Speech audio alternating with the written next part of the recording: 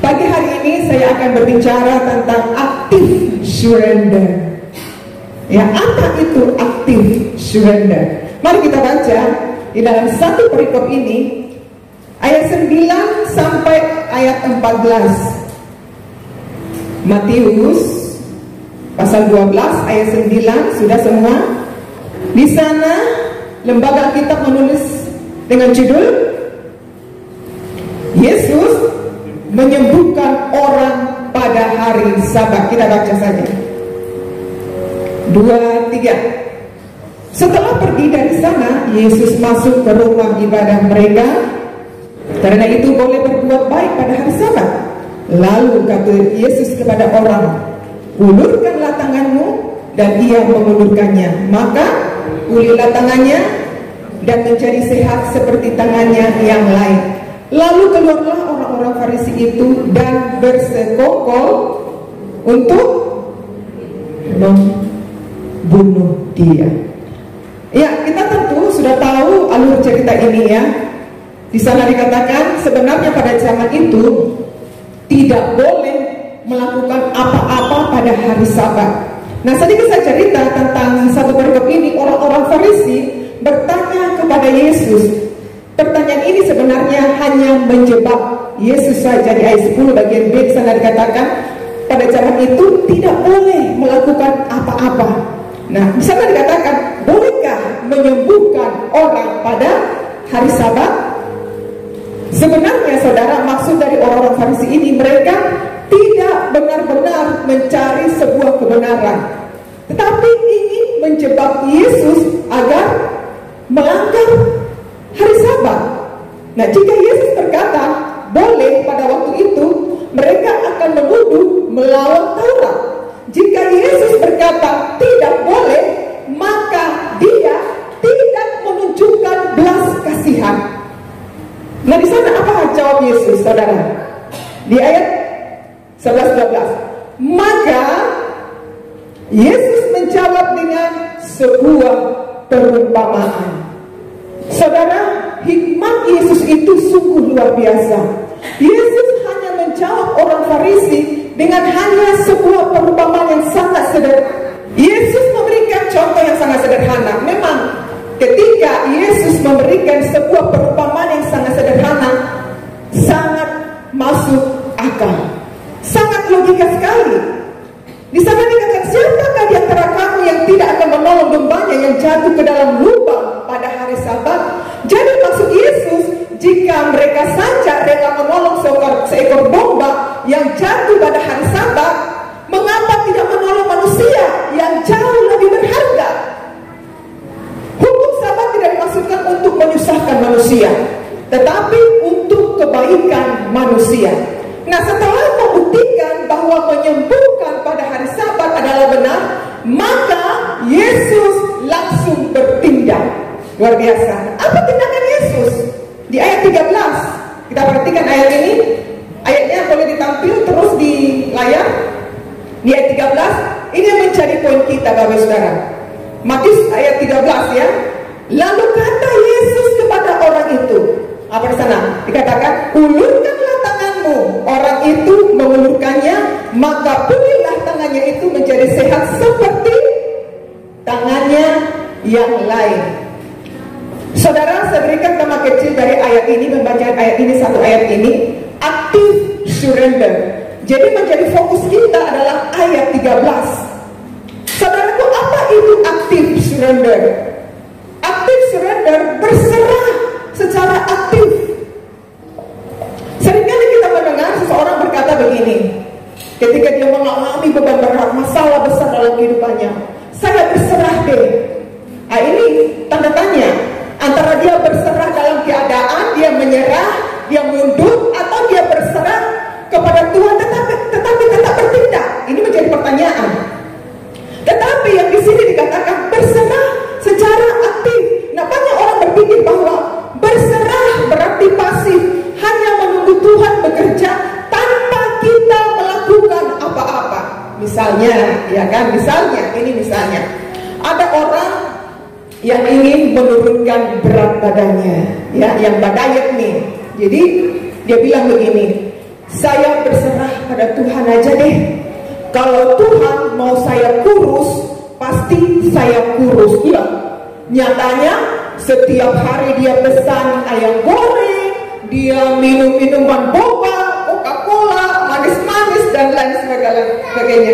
Nah, di sini kita melihat, ya, bukan berserah di sini ya, tapi pasrah dengan penuh kenikmatan. Bukan berserah, tapi pasrah dengan penuh kenikmatan. Dia menikmati, artinya dia tidak bertindak. Nah, seringkali kita salah mengerti konsep berserah. Kita berpikir berserah berarti hanya duduk manis lalu menunggu mujizat turun dari langit. Tidak, Bapak Saudara. Kebenaran mengajarkan konsep aktif.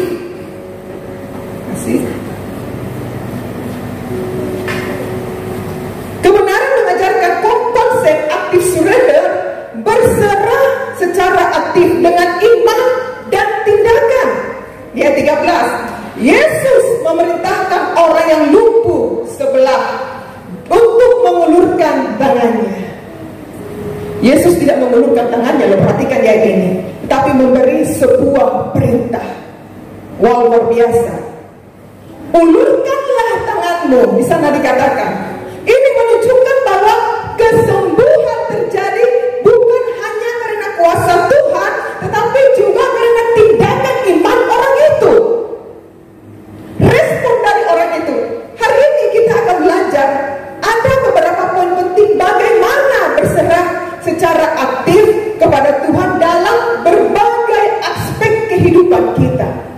Yang pertama, berserah memerlukan tindakan iman. Tadi ketika kita berbicara tentang berserah kepada Tuhan, kita sering membayangkan sikap pasif. Saya hanya menunggu, duduk saja tanpa melakukan apa-apa, pasti Tuhan menolong saya. Ya, ada kasus-kasus tertentu, Bapak Saudara. Di Alkitab ada kasus-kasus tertentu di mana Yesus ketika berjalan, yang buta disembuhkan, yang tuli disembuhkan, yang lumpuh disembuhkan, kasus-kasus tertentu. Tetapi ayat pada pagi hari ini yang menjadi pembahasan kita, menunggu Tuhan bertindak tanpa kita melakukan apa-apa, pasif. Seringkali kita berpikir seperti itu. Namun dalam ayat 13 kita melihat prinsip yang sangat berbeda. Yesus tidak langsung menyembuhkan tangan yang lumpuh, ya, secara instan.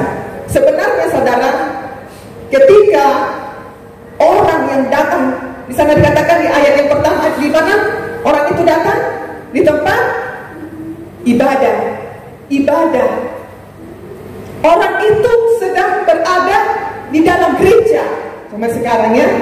Jadi di dalam gereja itu, apakah hanya orang-orang yang benar datang? Di dalam gereja itu, apakah hanya orang-orang yang kudus datang? Di dalam gereja itu, apakah hanya orang-orang yang sehat datang? Tidak, Bapak Saudara. Di dalam gereja, di dalam ibadah, baik yang sehat, yang sakit, yang mengalami pergumulan berat, semua ada di situ, di dalam gereja. Makanya di dalam gereja itu diumpamakan seperti bengkel yang rusak, datang yang rusak, mereka dipulihkan, diselamatkan, disembuhkan. Ketika mereka keluar dari dalam gereja, di luar sana, hidup mereka diubahkan. Jadi kita perhatikan di sini, Yesus bisa saja dia menjamah, mengulurkan tangannya terlebih dahulu kepada orang yang lumpuh sebelah ini, tetapi Yesus tidak melakukannya. Yesus tidak mengulurkan tangannya. Apa sudah dikatakan? Ulurkanlah tanganmu. Wow, hikmat Yesus sungguh luar biasa, ngeri Bapak Saudara. Terkadang dalam hidup ini sering kali ini, Tuhan, kenapa sih Tuhan tidak menolong saya? Ini beban berat ini semacam sudah bisa seperti satu karung beras, semua mati, istilahnya seperti itu. Semua menyerah. Apakah Yesus tidak ada di sana? Di lembah kekelaman, Raja Daud, apakah Yesus tidak ada di sana? Yesus tetap ada. Tapi Yesus hanya mau menunggu, melihat apa respon saudara dan saya, apa tindakan kita. Seperti yang lumpuh sebelah tangannya, saudara. Di sini dikatakan, ulurkanlah tanganmu. Berarti mujizat terjadi setelah tindakan yang dilakukan. Yang menjadi pertanyaannya, Bapak Saudara, tangan yang mana yang diulurkan kepada Yesus? Perhatikan ayat ini. Dari ceritanya di sana dikatakan lumpuh sebelah tangan, kiri, kanan. Lumpuh sebelah tangan, berarti sebelah tangannya itu sakit tidak? Bapak Saudara, sehat. Tetapi menjadi pertanyaannya, tangan yang mana diulurkan kepada Yesus? Tangan yang mana, Bapak Saudara? Tangan yang sehat? Sedangkan tangan yang sebelah tidak bisa berbuat apa-apa. Bapak Saudara pernah mengalami kram-kram tangan? Pernah? Semacam mau pegang gelas, gemetar, tidak berdaya, apalagi mau meremas. Pernah merasakan? Tidak berdaya, apalagi mau angkat, apalagi mau ulurkan. Jadi tangan yang mana? Tangan yang sakit. Luar biasa. Apa poinnya di ayat ini, saudara, bagi kita semua? Kita melihat, bukan sembuh dulu, bukan ngeliat dulu, bukan diberkati dulu baru percaya. Amin, Bapak Saudara. Ini orang yang lumpuh sebelah, dia ulurkan tangannya pun tidak berdaya, lumpuh, mati sebelah istilahnya. Poinnya apa bagi kita?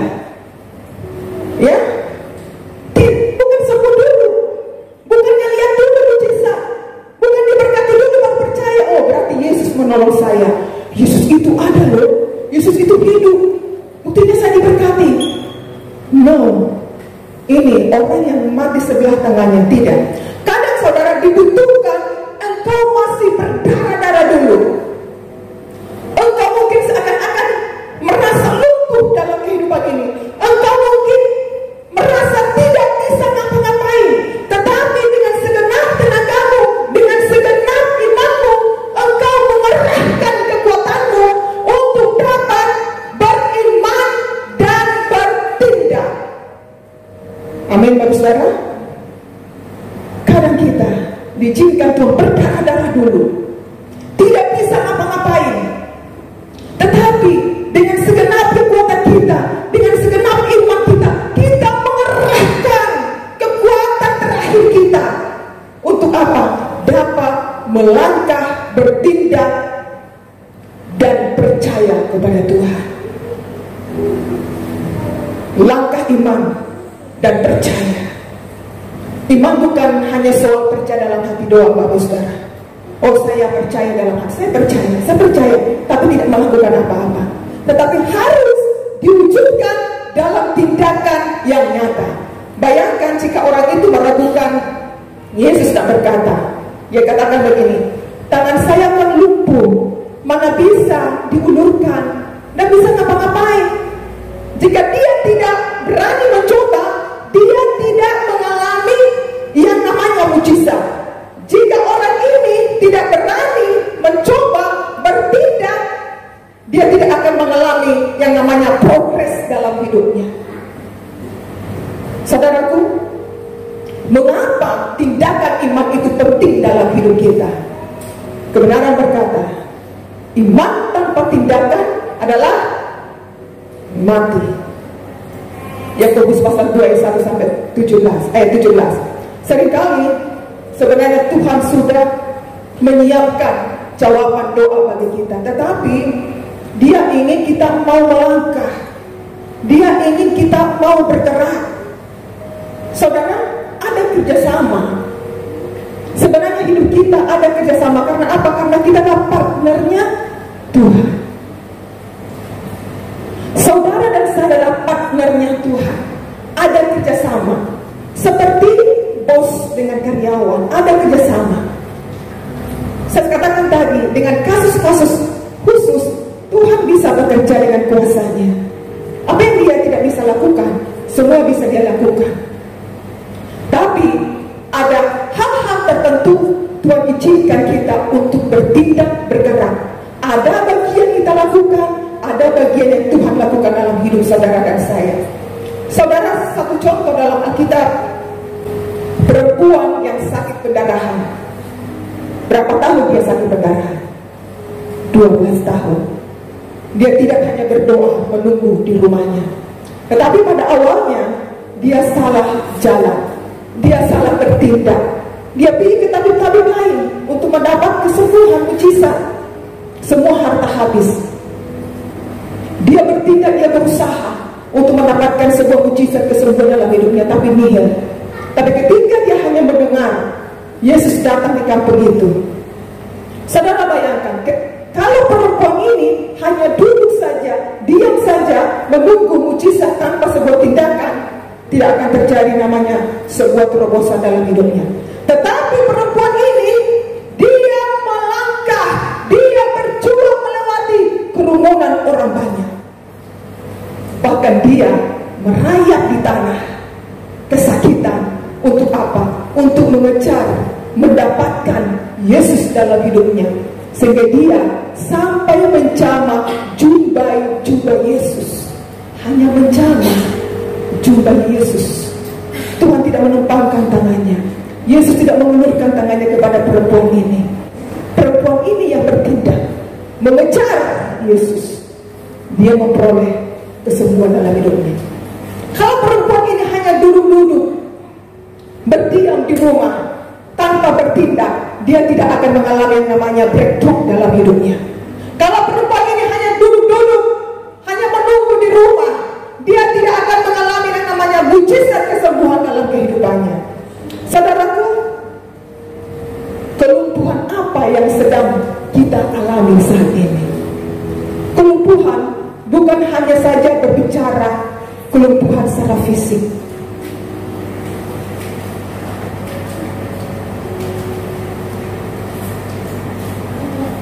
Bagaimana berserah secara aktif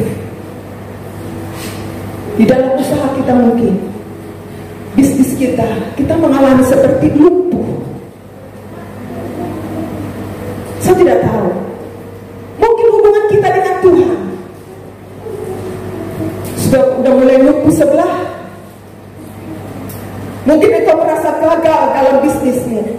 Saya mau katakan, jangan menyerah, tetapi berserah hanya kepada Tuhan. Engkau beriman, percaya, bertindak, dan lihatlah Tuhan akan menolong hidupmu. Dia tidak akan tinggalkan engkau. Demikian halnya Bapak Saudara di dalam pertumbuhan iman kita. Bagaimana berserah secara aktif di dalam hal kerohanian kita? Saya katakan tadi, ada hal-hal yang bagian yang kita lakukan, ada bagian yang Tuhan lakukan dalam hidup kita. Sebuah progres iman di dalam hidup kita tidak terjadi secara otomatis, instan. No, butuh proses. Saya katakan tadi, orang yang lumpuh sebelah tangannya, dia butuh proses berjuang dengan iman. Di dalam pertumbuhan iman kita, rohani kita harus aktif. Kalau kita tidak aktif, hanya menjadi pasif, bagaimana iman kita, kerohanian kita bisa bertumbuh? Bagaimana kita mengalami yang namanya progres dalam hidup ini? Ini diperlukan intimasi, keintiman dengan Tuhan. Hubungannya intim dengan Tuhan. Kita akan mengalami progres dalam iman kita. Intim dengan Tuhan, dengan berdoa, membaca firman, merenungkan serta melakukan.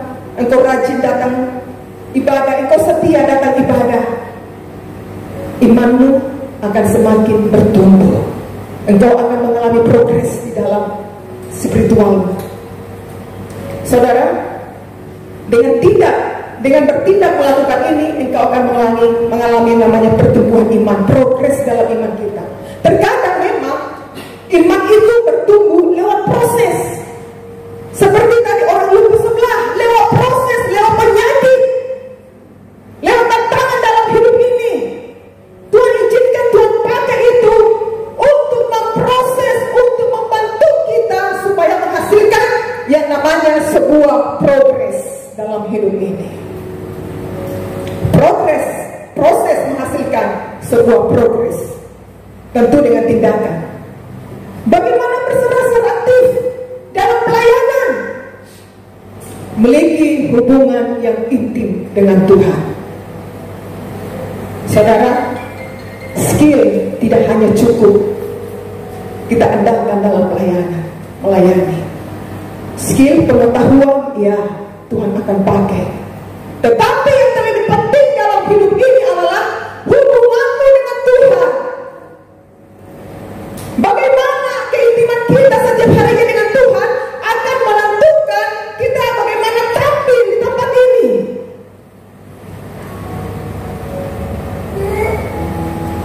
Miliki hubungan pribadi dengan Tuhan di hari-hari ini. Banyak berdoa, ambil waktu penyangkalan diri, berdoa dan berpuasa. Jangan sampai mengalami lumpuh sebelah. Ya, saya katakan tadi, mengalami kelumpuhan bukan hanya saja berbicara tentang secara fisik, tetapi mungkin secara mental, spiritual kita.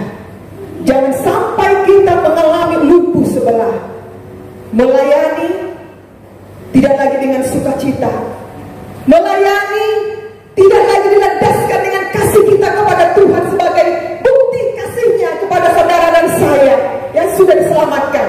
Tetapi melayani hanya sebagai rutinitas, melayani hanya sebagai beban dan kadang terpaksa. Ini sudah mengalami lumpuh sebelah. Melayani hanya sebagai rutinitas, sebagai beban, terpaksa, bukan dengan kasih kita lagi kepada Tuhan. Apa yang kita sampaikan, apa yang kita sampaikan kepada Tuhan, kalau tidak dimulai dari hubungan pribadi dengan Tuhan. Saudara, saya pernah digembleng 3 bulan di Proskuneo di Bandung. Mungkin ada yang tahu, saya lahirkan 7 bulan masih baby, anak saya akses, saya kasih tinggal di kampung Sulawesi. Tetapi selama saya 3 bulan di Bandung di Proskuneo, disitulah saya mengerti arti sebuah panggilan sebagai hamba Tuhan, pelayan Tuhan. No HP 3 bulan, pernah saya saksikan. Melahirkan 7 bulan masih baby, dinginnya minta ampun di sana. Setiap pagi berapa kamar mandi WC saya sikat. Di sana yang berbentuk apa saudara? Sebagai hamba Tuhan, karakter, hati kita. Sekalipun kita mungkin memiliki skill, pengetahuan sangat minim, tetapi ketika kita memiliki sebagai hati hamba yang siap dibentuk, disitulah kita memperoleh kerendahan hati. Wow, saya bilang luar biasa ini. Pembentukan karakter ini sangat penting sekali. Di situ saya baru mengerti arti sebuah panggilan yang namanya sebagai hamba Tuhan. Saya tinggalkan anak-anak saya. Setiap hari Minggu, pas hari Minggu baru bisa telepon keluarga. Fokus kepada Tuhan. Kata-kata kelas saya, kamu sebagai hamba Tuhan, kita sebagai hamba Tuhan berbicara, yang semua yang hadir hamba Tuhan. Ketika kita melayani, apa yang kita berikan kepada Tuhan? Bukan hanya skill, tapi hati. Hati yang mengasihi, memiliki kerendahan hati. Saudara, percayalah, jika kita memiliki kerinduan dengan hati yang mengasihi Tuhan, kerinduan yang dalam untuk datang beribadah, saudara dan saya akan mendapatkan berkat daripada Tuhan. Melayani tempat ini, jangan buat sebagai pelayanan, adalah sebagai rutinitas, hanya karena terpaksa. Kasihan, kita melayani dengan segenap hati kita, sekecil apapun Tuhan percayakan dalam hidup saudara dan saya.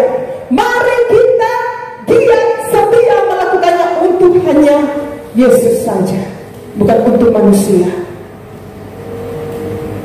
Di hari-hari ini, mari kita miliki kasih yang mula-mula. Kembali kepada kasih yang mula-mula. Dulu engkau setia kepada Tuhan, dulu engkau setia datang berdoa dan berpuasa, dulu engkau setia melayani, beribadah kepada Tuhan. Engkau tetap perjuangkan dan pertahankan sampai Tuhan datang menjemput saudara dan saya. setia sampai akhir. Tuhan tidak melihat pada awalnya kita setia, tapi Tuhan melihat pada akhirnya kita sampai setia. Gereja sebagai tubuh Kristus, saudara dan saya, biarlah kita di hari-hari ini memiliki gairah, roh yang menyala-nyala, gairah untuk mencari Tuhan.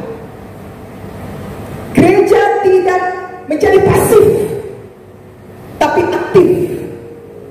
Gereja berbicara bukan hanya berbicara gedung saja, tetapi saudara dan saya, mari kita aktif. Yesus itu aktif, bukan pasif. Jadi mari kita tetap memiliki hati yang mengasihi Tuhan, memiliki hati untuk rindu berdoa bagi jiwa-jiwa. Kalau kita tidak bergerak memiliki kerinduan untuk berdoa bagi jiwa-jiwa, siapa lagi kalau bukan saudara dan saya? Saudara, begitu banyak jiwa-jiwa di luar sana, apalagi zaman sekarang, anak muda, remaja, dan lain sebagainya, keluarga, butuh topangan doa. Kalau tidak dimulai dari saudara dan saya mau beriman, bertindak, dan bergerak untuk menjadi berkat di luar sana. Jadikan hidupmu menjadi aktif, bukan pasif. Bukan hanya berdiam di tempat, tapi bergerak, bertindak, melangkah. Hari-hari ini Tuhan hanya mau memakai orang-orang yang mau merespon, memakai orang-orang yang mau bertindak, bekerja sama dengannya. Saudara, saya renungkan satu ayat ini luar biasa. Orang yang lumpuh sebelah bukan hanya beriman, tapi dia bertindak mengulurkan tangannya yang sakit, maka terobosan terjadi dalam hidupnya, sebuah progres terjadi dalam hidupnya. Kita berdoa bagi orang-orang mungkin yang mengalami kelumpuhan di luar sana. Kita berdoa bagi mereka, kita jangkau mereka dengan doa-doa kita, biar Tuhan yang melawan mereka, menyelamatkan mereka dari kebinasaan. Mungkin saudara dan saya memiliki keluarga yang belum dijamah oleh Tuhan, belum diselamatkan oleh Tuhan. Kita berdoa untuk mereka, Tuhan dengar doa. Yang terakhir, berserah secara aktif berarti dapat mengatasi ketakutan. Banyak orang ingin berserah kepada Tuhan, tetapi ketakutan seringkali mengalahkan iman mereka, mengalahkan langkah mereka untuk maju. Dia 13 orang yang tangannya lumpuh pasti memiliki banyak ketakutan, saudara. Mungkin takut dia mencoba menundukkan tangannya tidak berhasil. Mungkin dia dipermalukan di depan orang banyak. Mungkin dia berharap tetapi kecewa. Banyak hal yang ditakuti, saudara. Tapi di sini kita melihat dia memilih untuk taat dan mengatasi ketakutannya, dan hasilnya mujizat terjadi dalam kehidupannya. Hal ini pun mengajarkan kepada saudara dan saya, kita beriman, punya iman, tetapi kadang-kadang ketakutan mengintimidasi, tidak berani melangkah meskipun punya beriman. Mengapa ketakutan bisa menghalangi berserah, saudara? Di sini kita melihat karena ketakutan membuat kita ragu-ragu untuk bertindak. Ketakutan bisa membuat kita kehilangan kesempatan. Seperti Musa, ketika Tuhan mengutus Musa untuk berbicara. Di sana dikatakan di dalam Keluaran 4 ayat 10, Musa takut dan berkata kepada Tuhan, saya tidak pandai berbicara. Apa jawab Tuhan di sana? Di sana, siapa yang memberikan mulut kepada manusia? Tuhan mengatakan itu kepada Musa. Jika Tuhan yang memanggil dan memilih saudara dan saya melakukan sesuatu, mari kita bertindak. Dan lihatlah, percaya dengan iman, Tuhan akan menolong, memampukan saudara dan saya. Tuhan tidak akan biarkan berjalan sendiri kok. Buktinya Musa, Yesus berkata juga kepada firman Tuhan, hai orang yang kurang percaya, mengapa engkau bimbang? Ketakutan datang saat kita fokus kepada besarnya masalah. Ketakutan terjadi dalam kehidupan kita ketika kita mengalami kelumpuhan di dalam spiritual kita, bukan terfokus lagi kepada Yesus,